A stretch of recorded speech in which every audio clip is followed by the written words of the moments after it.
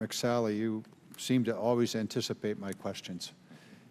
You were on to one that's very important. I was just thinking as you were asking your question about the recent report that was produced by the French government on the terrorist attack in France. And the one thing that was most prominent in that report and in other reports is the inability or the lack of sharing of information between the various elements of the safety net, the various police, the intelligence community and the like. And this is a question that Mr. Espy just raised, and it's one that really needs to have our attention. In all of these situations, it comes back to the lack of information being passed on through the various organizations.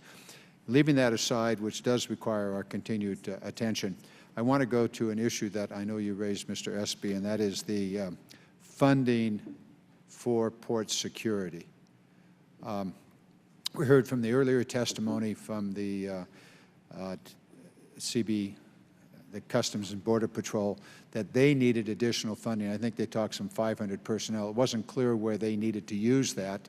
I suspect that, I hope that that is in the ports. Mr. Espy, can you speak directly to that issue? Yes, sir. Two issues. CBP, first of all, at the Port of Baltimore, particularly after the budget concerns a few years ago, to whereas it appeared that DHS was negating some of their requests. We have a sense of feel at the Port of Baltimore that CBP is very strapped in their inspections of cargo within the sheds at our Dundalk Marine Terminal. Number one, we see personnel working the RPMs during the day. It's a long day. I think they're very bored. I don't think they have enough changeover during the day. So basically, when these containers leave our ports going through the RPMs, you're going to have a GS-11 or 12 in terms of their morale and motivation to safeguard a potential nuclear weapon leaving our port and going out to Chicago or the Midwest and as far as the way we ship. And also, we've had issues at our cruise terminal. We have over 115 cruises through Carnival and Royal Caribbean through our cruise terminal there. And when there's a shortage, seemingly, where we mandate more power, they advise that they do not have the overtime to pay their officers.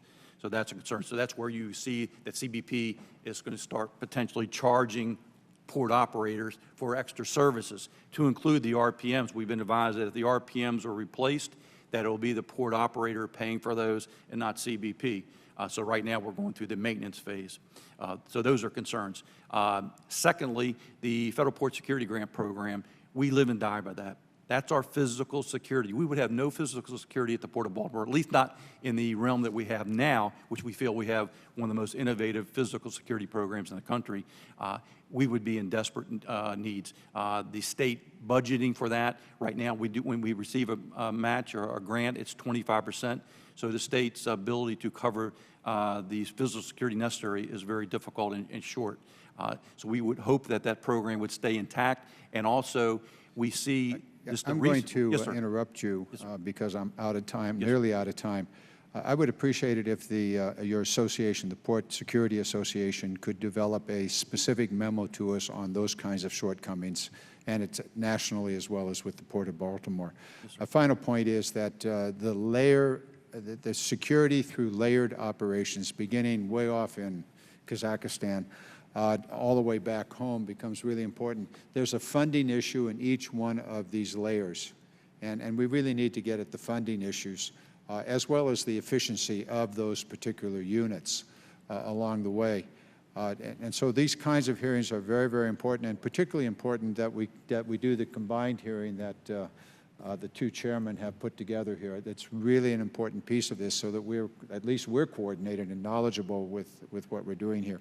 I want to really focus, and I'll ask a series of questions, if the chairs would allow me to do so, to the various witnesses about specific funding shortfalls and the efficiency of the programs that you're operating.